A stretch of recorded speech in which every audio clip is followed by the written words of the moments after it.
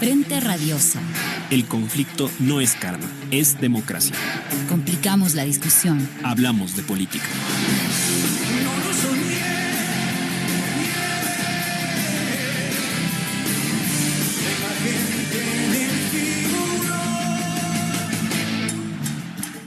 Hola con todas y todos, bienvenidos a Frente Radiosa, un espacio que, como lo decimos semana a semana, está comprometido con debatir y agitar la política. Soy Yura Serrano y hoy nos acompañaré en la conducción junto a Isabel Díaz. Así es. Aprovecho también para recordarles que Frente Radiosa es el producto de un esfuerzo colectivo que surge del Foro de los Comunes y de Registro Aurora y que estamos en vivo, así que pueden seguirnos en nuestras redes sociales, comentar el programa y compartirnos sus preguntas. En el programa de hoy, además de agradecer a nuestros invitados, que además se siguen sumando, saludamos a Carolina Ávila, quien es asidua contertulia de este espacio, también a Jorge Forero, con quien además es un hombre de la casa y compartimos a veces la conducción, y también en poco más contaremos con Mathieu Lecoing, politólogo y analista. Buscamos plantear una discusión quizá que escapa un poquito a la circunscripción solamente de la coyuntura y que busca pensar en Noboa. Tenemos varias interrogantes asociadas a esta idea, a este programa, a través de quizá tres cuestiones fundamentales. Uno, pensar el origen, cuál es el mensaje, la idea, la base de sustentación, además, con la que llega el presidente Noboa. ¿Qué ideas asociadas tenemos con el punto de giro que fue el decreto 111 del estado de guerra, ¿no es cierto? Y cómo vemos al día de hoy este régimen de Noboa, habiéndose cumplido ya varios meses, y como él mismo lo ha planteado, puesta la mirada también en el proceso electoral de 2025. Entonces, un poco con esta invitación a nuestros panelistas, quisiéramos dar arranque a este programa, Isa. Así es, Yura. Bueno, entonces arranquemos contigo, Caroline, un poco en la línea de lo que te planteaba Yura. Quisiéramos escuchar tu lectura sobre cuál fue la imagen, la puesta en escena con la que entró Daniel Noboa a menos de medio año. No, tampoco lleva tanto tiempo en el poder, pero podemos ver que ha habido un cambio. Para situar este cambio, arranquemos situando cuál fue su propuesta comunicacional en los inicios de su gobierno. Bienvenida. Hola, muy buenas tardes. Primero, un cariñoso saludo desde Cuenca, en donde sigue lloviendo. Yo sé que eso siempre serán buenas noticias, aunque parece que acá se les ha ido la mano con esta suerte de estímulo de nubes. ¿Será verdad? ¿Será mentira? La cosa es que llueve. Entonces, acá nos complica un poco, pero entiendo que serán buenas noticias igual para el país. Así que reporto el acostumbrado, diremos, valga la redundancia, reporte climatológico, que es importante a nivel de país. Luego, me encanta la pregunta porque nos ayuda a salir de la coyuntura. A veces nos encanta quedarnos con qué pasó esta mañana en la fiscalía, qué pasó el fin de semana con Olón, con la empresa esta de la primera dama, en fin, qué sé yo, o con este concepto de primera dama y tal, ¿no? Y vale la pena tomarnos una pausa y mirar un poco más atrás. Y quizás yo les invito a mirar un poco más atrás de lo de octubre. Y siempre me gusta preguntarles a mis estudiantes qué fue lo que nos llevó a octubre. Porque no es que tenía que haber un octubre en 2023. Teníamos que ir directo al 2025, pero tuvo que pasar ese octubre o ese agosto por otra consecuencia que fue todo ese 2023. Obvio, la muerte cruzada, pero la muerte cruzada vino, obvio, por lo que hemos dicho, que es un fracaso de la clase política. Entonces, vayamos primero por ahí, ¿no? Primero entendamos que no hubo la posibilidad, la clase política en general, de entender qué necesitaba este país, de entender las críticas condiciones en las que la seguridad se encontraba, de procesar esa agenda post-pandemia. Recordemos que la línea primera de trabajo de Guillermo Lasso era la vacunación. Todos estábamos de acuerdo con eso, pero luego él no tuvo la posibilidad de encontrar una hoja de ruta post-vacunación y ahí se descalabró todo.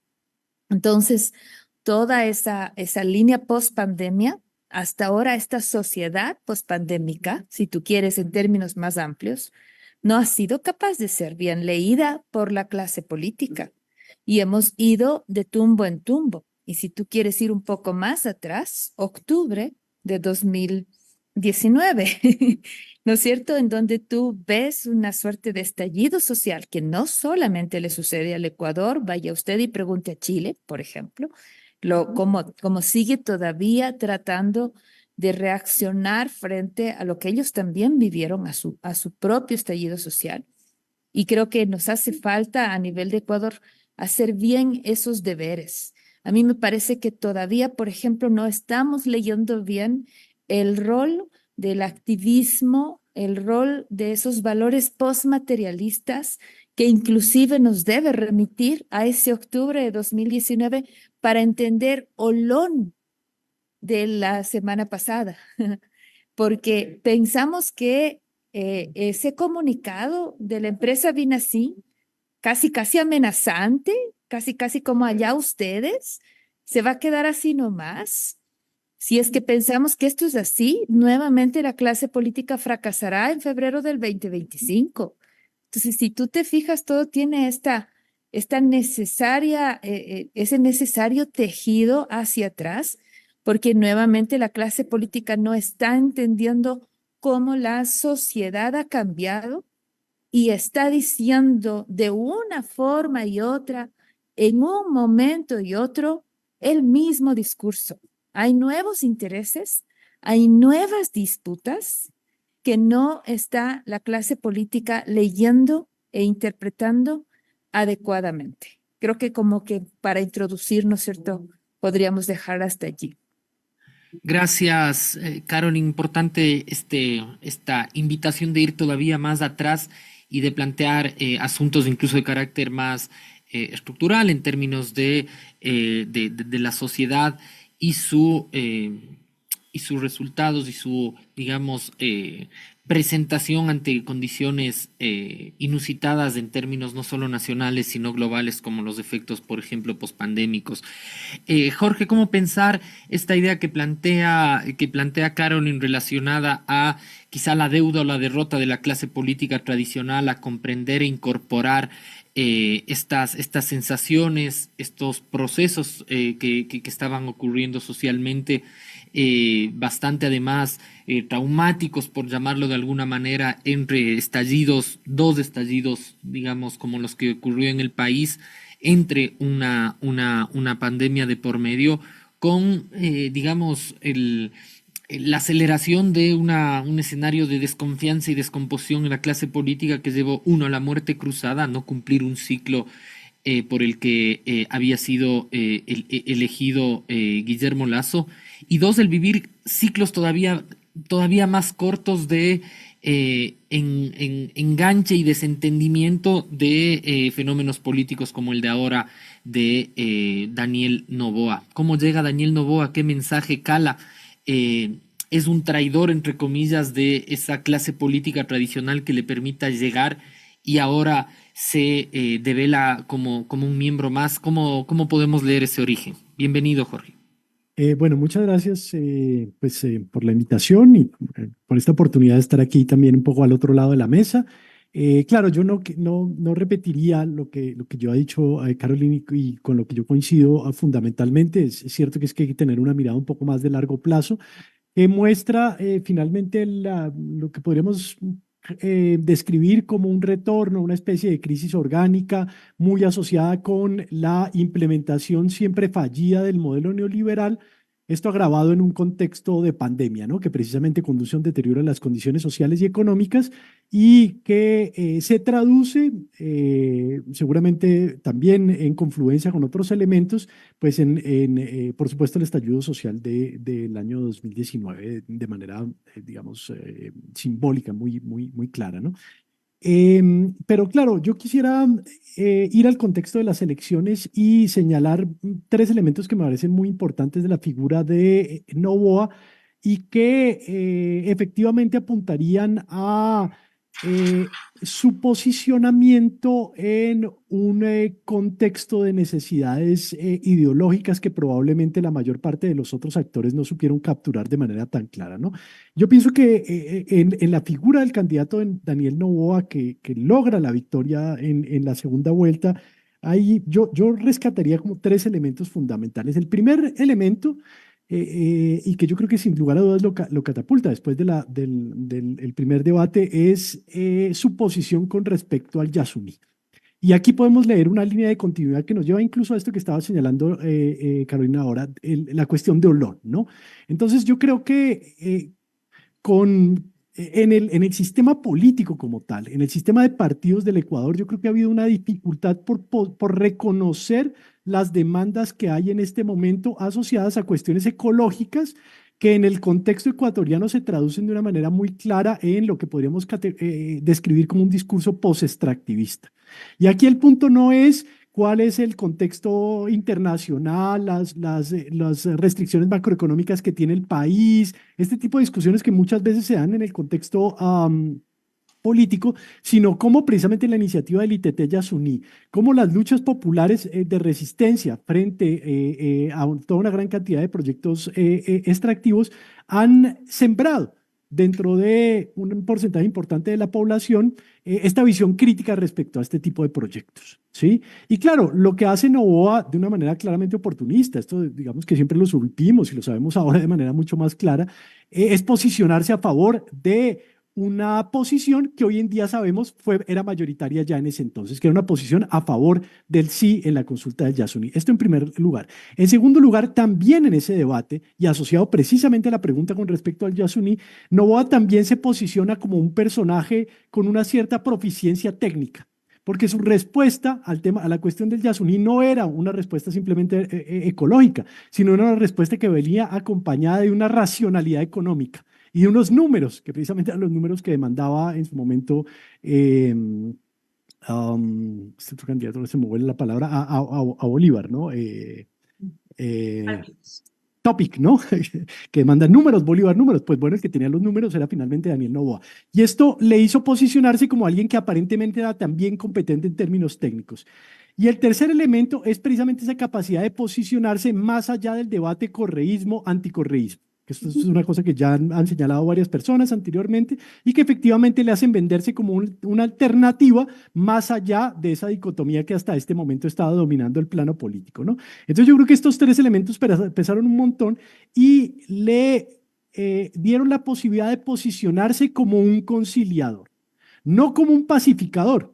Sí, que era precisamente la figura que estaba de alguna manera vendiendo Topic, por ejemplo, y que seguramente es un poco la figura que él ya ha venido asumiendo a lo largo de su gobierno, que esto podremos discutirlo seguramente más adelante, pero fundamentalmente como un conciliador y se posiciona con esta imagen ya no solamente frente a un cierto sector del electorado, sino incluso dentro del sistema político, porque él arranca precisamente su gobierno llegando a una serie de acuerdos con actores con los cuales hubiese sido muy improbable alcanzar acuerdos hasta ese momento. Entonces yo creo que estos tres elementos son fundamentales para entender cómo él llega al gobierno, con qué capital político llega, y creo que son fundamentales al momento de leer cómo se ha venido transfigurando esta figura y de alguna manera tratar de predecir cuáles son los resultados de esta transfiguración.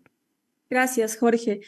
Matiu, bienvenido a este programa en el que justamente nos estamos planteando un análisis sobre el devenir del gobierno de Noboa, por un lado con un enfoque en su propuesta comunicacional, pero también teniendo sobre todo presentes los frentes que se han abierto en estos últimos días, pero arrancábamos el programa sosteniendo que es importante, como bien decían también nuestros invitados, no solo ver lo que pasó ayer, la semana pasada, etcétera, sino entender el contexto más amplio en el que llega al poder el presidente Noboa y desde ahí también preguntarnos cuál es la promesa con la que surge el capital político sobre el que se monta su tipo de comunicación y en función de ello también ir leyendo quizás para avanzar con la discusión cuáles son los cambios o los principales giros que podemos notar con el paso de tiempo y con ciertas situaciones claves como el tema de la militarización, entre otros, ¿no? Pero más bien darte la bienvenida, gracias por participar en este espacio y pedirte una primera lectura sobre estos temas. Bienvenido. Buenas noches con todos y con todas. Gracias por la invitación un poco apresurada. Bueno, perdón por el retraso, estaba un poco escuchando en el carro llegando así a toda velocidad en medio del tráfico quiteño. Creo que sí la coyuntura se inscribe en algo mucho más amplio. Eso yo estoy de acuerdo. Y creo que también hay que inscribirla en las diferentes fuerzas o disputas dentro de las fuerzas políticas, pero no solo dentro de las fuerzas políticas, sino de las fuerzas sociales, ¿no? Novoa, digamos, hasta ahora, digamos, hasta hace poco, hasta la consulta popular, creo que la consulta popular va a ser él pensando legitimándose a través de una consulta popular. Creo que la consulta popular puede ser justamente el boomerang que le puede explotar en la cara. Novoa hasta la consulta popular, digamos, disponía de un bloque de poder bastante sólido alrededor suyo, con una presencia bastante fuerte y una presencia cada vez más fuerte y de hecho incluso legitimada por los resultados de la consulta popular de las fuerzas del orden, ¿no? Policía y fuerzas armadas. Pero yo creo que eso se está ¿cómo? Resquebrajando. Sí, resquebrajando, gracias. Y vemos que hay unas divisiones ahí dentro de, digamos, para decirlo rápido, dentro de las diferentes burguesías que están en el país, incluso con una división no solo de negocios, pero también regionales, ¿no? Eso me parece que es un primer punto que hay que poner en la mesa. Un bloque de poder que obligaba además a las otras fuerzas posicionarse alrededor de este bloque de poder, ¿no? Y es por eso también que, por ejemplo, la Revolución Ciudadana o otras fuerzas también se han posicionado, han apoyado varias iniciativas, sobre todo en el tema legislativo, han apoyado a Novoa y finalmente a esta agenda de este bloque de poder que era bastante sólido. Yo creo que eso ya en estas últimas semanas estamos viendo ahí algo que hay que analizar más a profundidad. También me parece que habría que ver si realmente, y creo que unos datos, los últimos datos de perfiles de opinión que pudimos ver en las redes sociales hoy, me parece que dan una posible respuesta a una pregunta que me hacía cuando escuchaba sobre todo a Jorge, que es, ¿Novoa tiene un capital político? Yo creo que es una pregunta que tenemos que hacernos, ¿no? ¿Novoa tiene un capital político? La gente, la sociedad en general, ¿sabe quién es Novoa? Está identificando a Novoa con una propuesta política, conoce no todas, pero conoce un poco el plan económico de Novoa, sin hablar del plan Fénix, que hasta ahora se queda en papel blanco. Es decir, se logra identificar a Novoa con una fuerza política, con una ideología política, y eso creo que es una pregunta que es cada vez más urgente hacerse, más allá de los debates que podemos ver en las redes. ¿Novoa realmente tiene capital político? ¿Tiene más allá de sostenerse, digamos, en las armas y en las botas? Eso creo que hay que preguntarse. Después, me parece que las dos pandemias que hemos vivido, que sea la de COVID, la de la inseguridad, me parece que han transformado la sociedad, han transformado profundamente la sociedad en términos de atomización de la sociedad, una individualización de la sociedad. La gente ya no se preocupa más por el salvarse quien pueda, ¿no? Es un poco la responsabilidad individual frente a los diferentes problemas colectivos de la sociedad, ¿no? Y creo que eso también me parece que hay que poner en la mesa mucho más que y viniendo además de este sector, pero mucho más que los temas ambientales, que los temas post-extractivistas, que creo que no está en el debate, sino cuáles son finalmente las consecuencias de los diferentes proyectos en las condiciones de vida de la gente en su cotidiano, ¿no? Pero eso es muy diferente.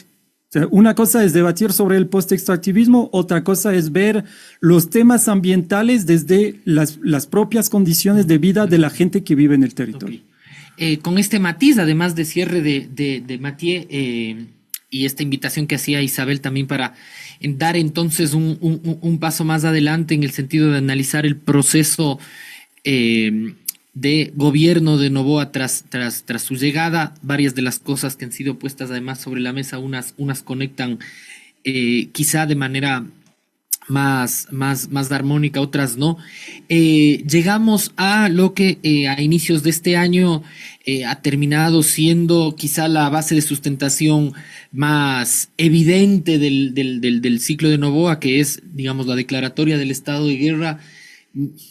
Casi que no me interesa el diálogo y la acumulación política vía en términos democráticos con los movimientos sociales, con el resto de partidos políticos que le dieron, sí, en sentido de origen, una suerte de legitimidad. Nos resolvemos con, en términos clásicos, con el aparato represivo del Estado, y a partir de lo que esté fuera de eso es digamos, una condición de oposición al régimen, es una condición de oposición al plan, y casi es un sentido de oposición al sentido propio de patria y de nación, que es donde está en este momento Noboa. Caroline, para volver contigo, con esto que se ha puesto sobre la mesa, uno ha estado la causa de alguna manera no ambiental, pero sí este sentido quizá de cuestionamiento a una tensión que las fuerzas de izquierda no lo han tenido resuelto, que es el tema extractivo, que parecería fue de origen una cuestión más discursiva, y ha habido un giro radical en la posición de Noboa, aunque ha seguido haciendo gestos el último tiempo para acá. La semana anterior tuvo algo asociado con el Yasuní, por ejemplo. Sin embargo, en términos de programa de gobierno, de base material, de base económica, hay pocas pistas, porque parecería que todos los huevos están en la gallina de la seguridad, ¿no es cierto?, de la legitimación y del estado de guerra. ¿Le alcanza a Noboa? ¿Qué podemos ver en este tiempo que quizá eso que se aseguraba en enero le alcanzaría para una reelección en 2025? Hoy día, de alguna manera, está como que en entredicho, ¿no? Varias cosas. Cuando me decías, ¿le alcanza a Noboa? Yo dije no, pero pensando que le alcanza para una política ambientalista. Pero le alcanza para una elección es muy pronto decir. O sea, en este país a todo el mundo le alcanza sábana, porque la volatilidad que tiene el electorado ecuatoriano es recontra reconocida. A mí me encanta la frase de la Tatiana Larrea, ¿no? Cuando Daniel Noboa tenía el 2% de intención de voto, le dijo al Carlos Vera, todos tienen opciones y hacen bien las tareas. Y Daniel Noboa, que en ese entonces tenía el 2% de intención del voto, pues ganó y está de presidente. Entonces yo me atrevería a decir lo mismo. Es verdad que hay gente que tiene el terreno como más planito, ¿no? Porque, hombre, a ver, la Revolución Ciudadana tiene una militancia que con mucha facilidad hace que quien sea su candidato o candidata pueda estar en ese ticket de segunda vuelta, ¿ya? Se sabe que si hay un candidato que está como incumbente, es decir, que está ya en funciones, que tiene cierto reconocimiento y que si es que, diremos, no le ha ido tan mal en el proceso electoral, hay que decir que en este momento Daniel Noboa, aunque ha perdido vertiginosamente popularidad y credibilidad, sigue estando sobre el 50 y en algunas encuestas inclusive cercano al 60% de aprobación, pues entonces tampoco se puede descartar, ¿no es cierto?, su fortaleza electoral.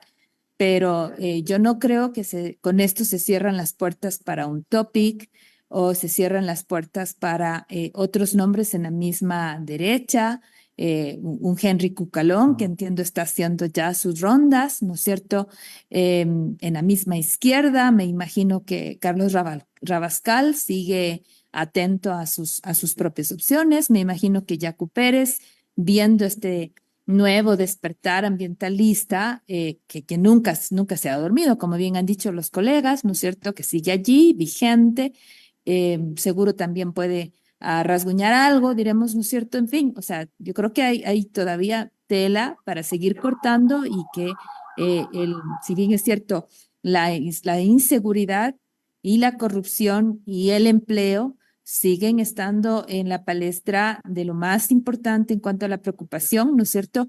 No creo que Daniel Noboa tenga como en su alforja todas estas problemáticas resueltas, ¿no? El man que resuelve a propósito de hace 2 semanas atrás, pues no lo es, no es tal. Y creo que eso da mucho espacio para otros actores en este espacio, en esta arena. Sobre lo otro que decías tú en relación a esta suerte de decisiones que el gobierno tuvo la semana anterior con respecto al Yasuní. A esa técnica se le llama el greenwashing y es este lavado típico de cara, ¿no es cierto?, de intentar plantear algo en relación a una urgencia, a ver si con eso se consigue o distraer o generar algún tipo de solución, pero que termina siendo un distractor más nomás. Acá decían, quiero recordar que Político lo decía, pero básicamente funciona perfectamente, es si quieres que algo no se haga, nombra una comisión. Creo que es una frase maravillosa. Lo decía mi jefe, Mario Jaramillo Paredes, en la Universidad de la SUAY, pero no era una frase de él, eso estoy segura. Era una frase muy famosilla por ahí por los políticos. Si quieres que algo no se haga, nombra una comisión. Y eso fue justo lo que hizo el presidente la semana pasada. Nombró una comisión para que se reactive la conversación sobre el Yasuní. Pero yo dudo mucho que la conversación sobre el Yasuní termine en efecto concretándose en algo, al menos no en el, digamos como que en el plazo inmediato, precisamente por las dificultades que tiene, por los complejos que tiene, porque además el sector petrolero tampoco es una de las áreas que le está solucionando, como claramente se expuso además en Ecuavisa el domingo pasado. En fin, yo creo que hay toda una problemática importante de análisis que merece mayor atención. Entonces, es evidente que la línea ambientalista no es parte de la política gubernamental y que sí fue parte que recibió la votación, es verdad, pero que no ha sido debidamente leída por el actual gobierno. Muchas gracias, Caroline. Jorge, tú antes nos decías que cuando Noboa llega al poder, él llega con un estilo conciliador. Y sin embargo, hoy no hay que rascar mucho y es evidente que estamos en un contexto de cierre de la política, de autoritarismo rampante, por ponerlo en esos términos, ¿no? Entonces, ¿qué ha pasado en el transcurso de estos meses para que el giro haya sido tan radical? Por eso mencionábamos ya con Yura el tema de la militarización, del decreto del estado de guerra, que evidentemente juega un rol importante ahí, de alguna manera conllevó el cierre de filas en torno a la figura de Noboa, pero a la vez importante también pensar lo que nos planteaba ya Caroline. Vemos que hay una pérdida vertiginosa de apoyo. ¿Cómo entender que por un lado, sí, haya un segmento de la población que siga apoyando esta figura de un Noboa que parece jugar a la mano dura, pero que a la vez ya se comienza a resquebrajar, ese sustento que tuvo y que en su momento lo hacía ver como una figura que podía abrir el espectro de la política y del diálogo y dejar la persecución atrás? Claro, yo diría que precisamente esas, digamos, tres dimensiones de la figura de Noboa que le llevan a la presidencia son las que ahora están en crisis. Y allí lo que habría que ver es la capacidad que va a tener Novoa precisamente para reinventarse, ¿no? Entonces, a partir, digamos, de esta explosión de la crisis de seguridad que vivimos en enero, Novoa, digamos, cambia un poco su identidad y se convierte en un pacificador, ¿no? Y de alguna manera veíamos una cierta evocación de la figura de Bukele, esta propuesta de construir una nueva cárcel de máxima seguridad en la selva, retomar algunos elementos, digamos, discursivos y por supuesto digamos, masiva, espectacular de la fuerza pública en el espacio público, en las calles.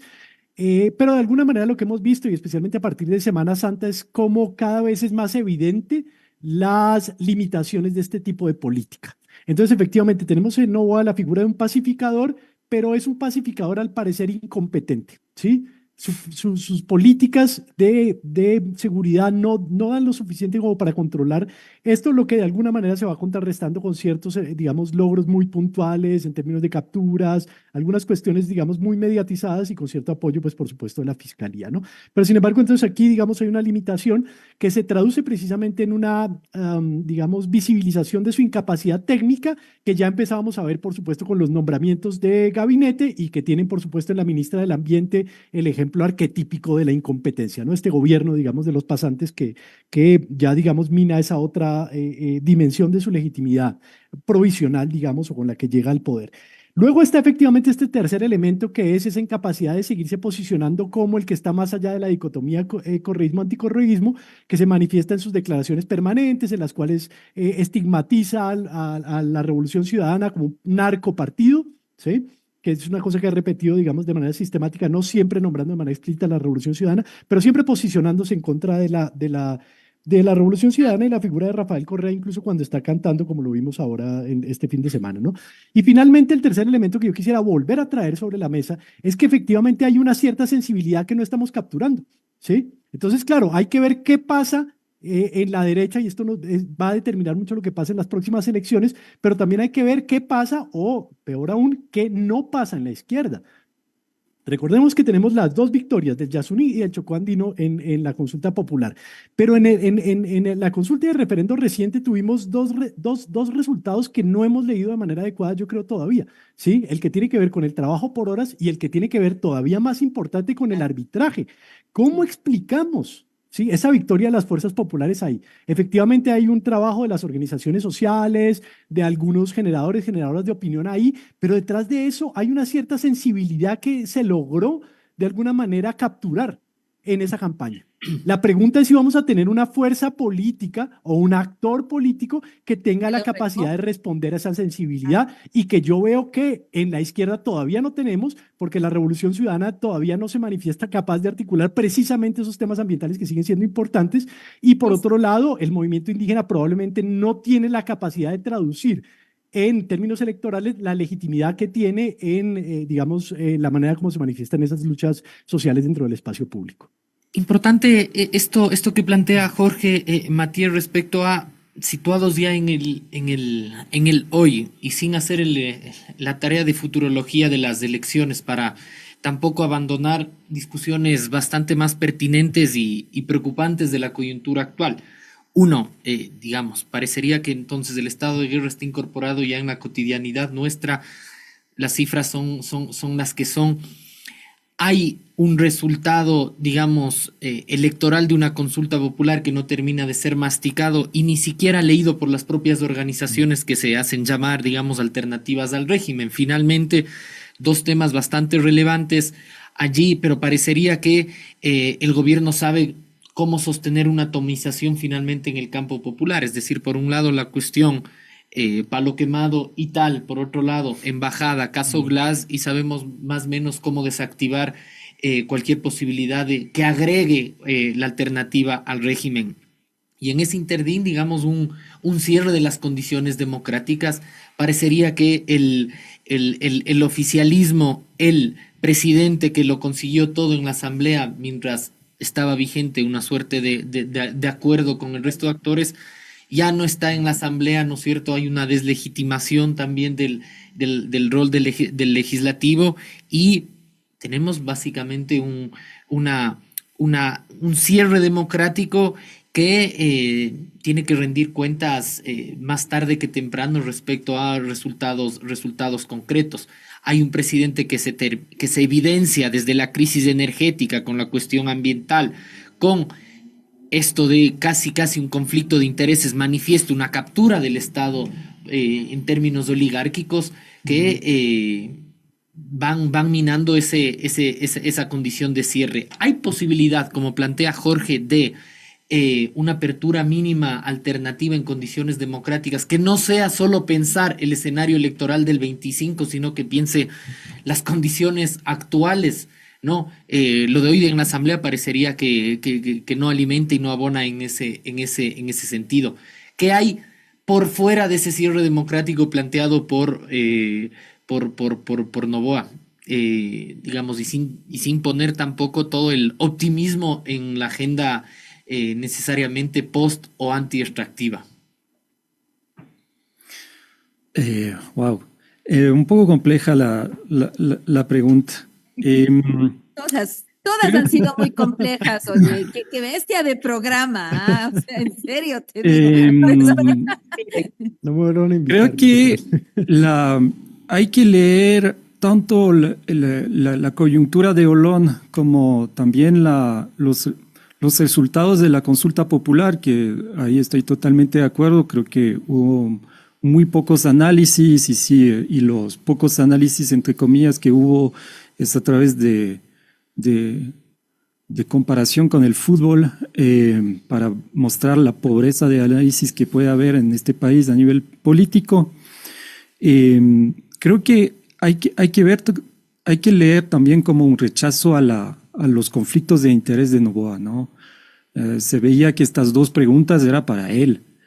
Y creo que más que una captura oligárquica del gobierno, lo que se está viendo, sobre todo con el caso Olón y el involucramiento de varios ministros y ministras ahí, es una captura empresarial, pero en términos de una fuerza empresarial del gobierno, ¿no? Es decir, finalmente ya entendemos poco a poco por qué están estas personas que no tienen experiencia en los campos de sus ministerios, que sea el ministro de Defensa, bueno, la ministra de Ambiente, ya ni hablamos, creo que ya no necesita ni un análisis para ver que no entiende nada, pero nada, no saben dónde está. Y otros ministros así que están ahí, no porque son técnicos del sector, sino porque son amigos, porque son amigos de negocios. Amigos, socios, abogados, sí, proveedores. Sí, exactamente, de Noboa y su familia, ¿no? Entonces yo creo que eso es una primera cosa. Yo en este momento, el problema de esta coyuntura es que primero hay una coyuntura. Estamos en una sociedad cada vez más fascista. No voy a volver sobre eso, pero eso me parece que cada vez más individualista y cada vez más fascista, y eso impide una reacción, digamos, una reacción social, una movilización, digamos, en la calle frente, digamos, a los diferentes problemas que vemos en este momento. Y además hay un miedo, y un miedo real a una represión que podría llegar, ya que este gobierno, como ya lo he dicho, se mantiene y se sostiene, digamos, con la base de las Fuerzas Armadas, ¿no? Entonces eso es una primera cosa. Y lo segundo es que estamos siempre en estas coyunturas aceleradas electorales.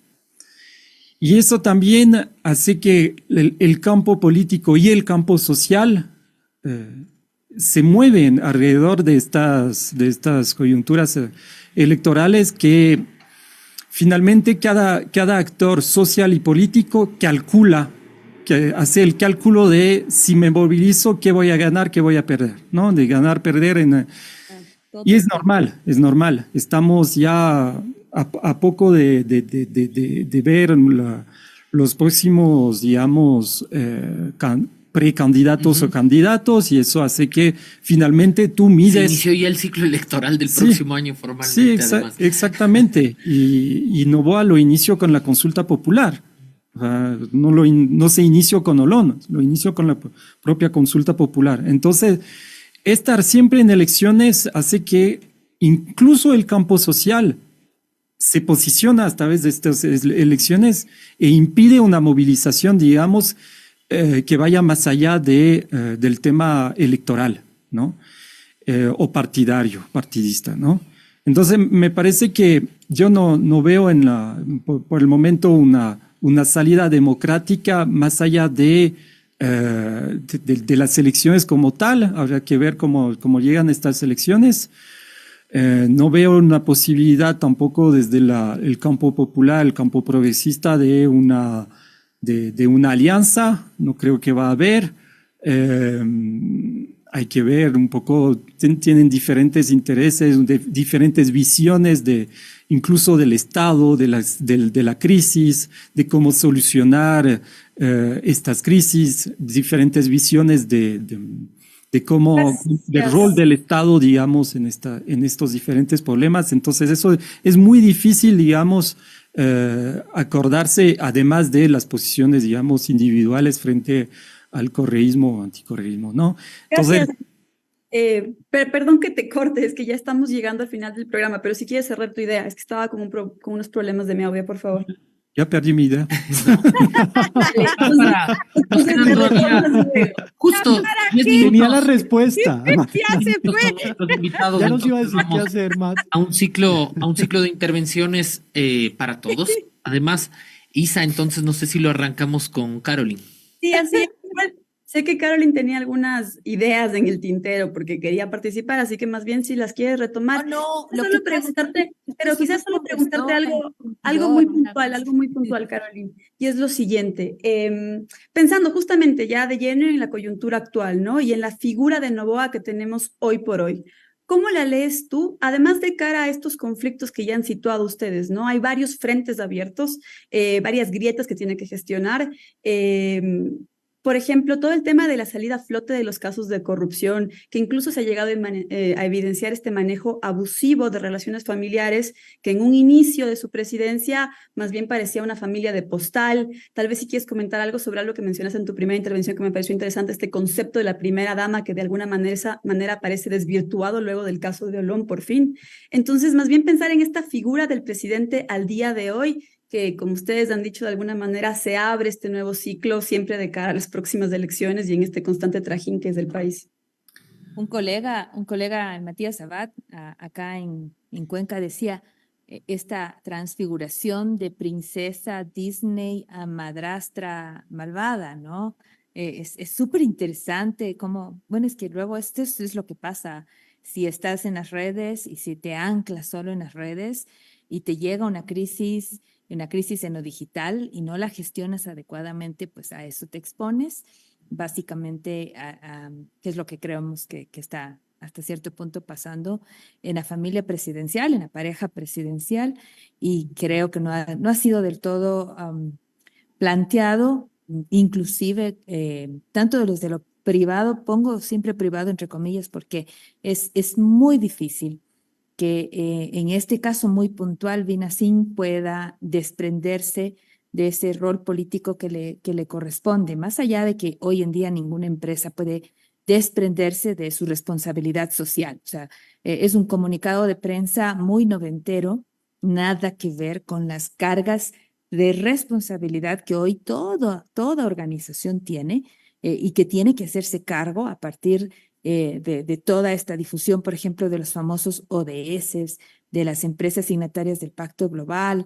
O sea, no es posible para una empresa cualquiera, indistinto del rubro que tenga o de los dueños que tengan, firmar semejante comunicado como el que se publicó el día sábado, mucho menos para la empresa de la esposa del presidente, hágame el favor. O sea, es una vergüenza, pero desde el inicio al fin. Pero bueno, más allá de eso, Creo que es importante que en este caso la pareja presidencial replantee su rol en el contexto de esta crisis reciente. Las crisis no se cierran por decreto, por mucho que Irene Vélez esta mañana quiera insistir en que ya no quieren hablar de esto, que esto ya debió cerrarse. Lindo que fuera, ¿no? Que las crisis se decretaran sus cierres, los consultores no tuvieran trabajo, ¿no? Pero no es así. Las crisis se tienen que gestionar y se tienen que gestionar con mucha inteligencia. Y en el caso muy particular de Lavinia Balbonesi, creo que desperdició una muy buena oportunidad para mostrar, incluso aprovechando su mismo capital social y político, mostrar, digo, la posibilidad de hacer gestión empresarial como corresponde, con transparencia, con relacionamiento social, haciendo un pare a todo lo que estaba haciendo el proyecto ECO desde el primer día, ¿no? Y haciendo las consultas, haciendo un relacionamiento adecuado como le corresponde a cualquier empresa, dando ejemplo a todo el sector privado de lo que le corresponde hacer una empresa responsable socialmente, que además quiere impulsar el desarrollo. Y si es que con seguridad hay tráfico de influencias, pues era posible, haciendo, insisto, todo este espacio de transparencia, diremos que desde lo comunicacional hubiesen podido gestionar mejor, inclusive el manejo de culpas y responsabilidades, pero no se les planteó ese camino, o tal vez se les habrá planteado, pero no lo vieron y miraron que así como fue en el manejo de la crisis eléctrica, la idea del sabotaje, así también ahora la idea de la persecución política, pues quizás pensaron que podría darles más réditos. ¿Pero por qué sucede eso? Sucede porque no hay una buena lectura de cuál es, de nuevo, el valor que tiene esa marca, viendo a términos marqueteros, en el electorado. Pensar que, por ejemplo, la gente le dio el sí a la consulta gracias a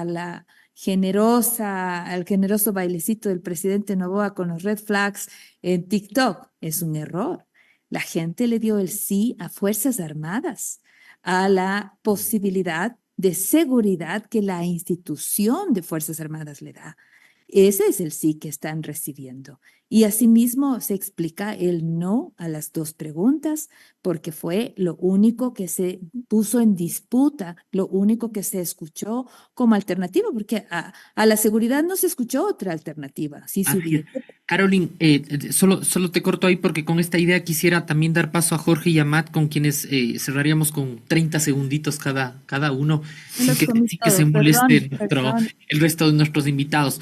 Jorge, había alguien en redes sociales que decía: ¿cuántos casos Olón están pasando desapercibidos en esta coyuntura? Y tiene que ver quizá con también una posición del gobierno, y que hace alusión a nuestro título del programa, que cada vez la posición de Noboa es de un envalentonamiento mayor, digamos, un cierre inclusive a ese mensaje de origen que daba de escucha, de procesamiento de nuevas demandas, y que es, no por decirlo, radicalmente distinto al que se presentó en la papeleta, pero sí alguien en el que se ve poco margen de maniobra. Salió además uno de sus hombres de confianza de su mesa chica, como era Izurieta.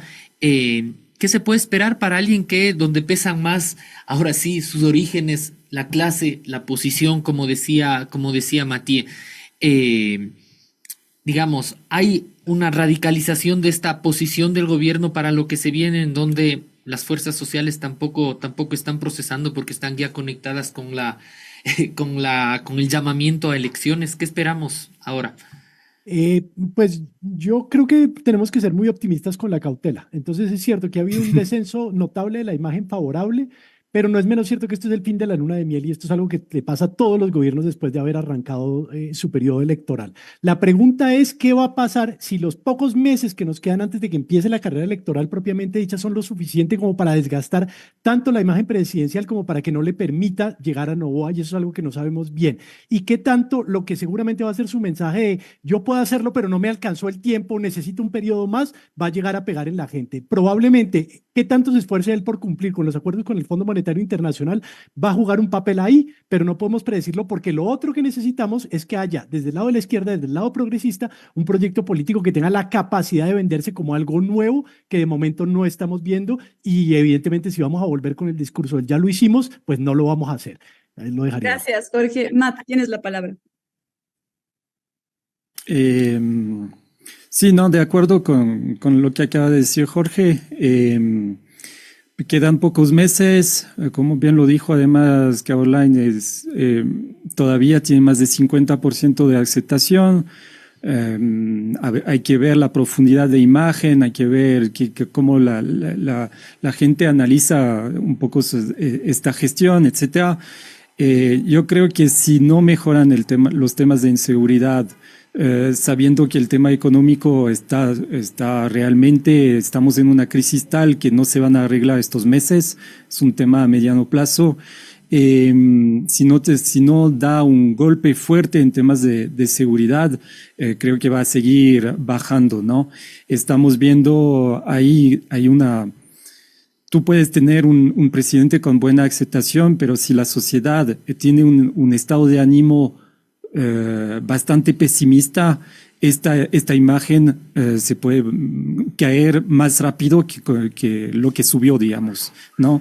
Entonces, digamos, hay bastante que analizar en estos próximos meses. Me parece súper apresurado en este momento hacer pronósticos electorales. Puede surgir una persona, como surgió Noboa, puede surgir un outsider.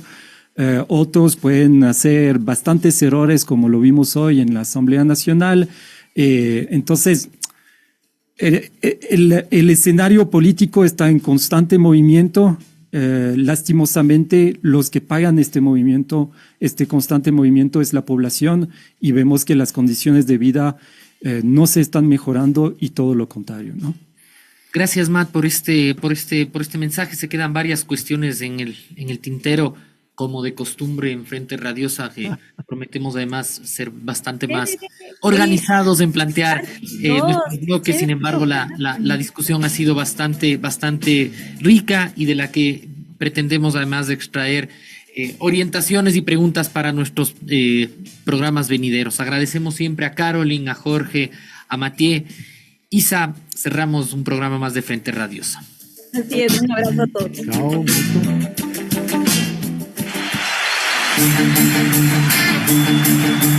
Una coproducción del Foro de los Comunes, Registro Aurora y Ecuador para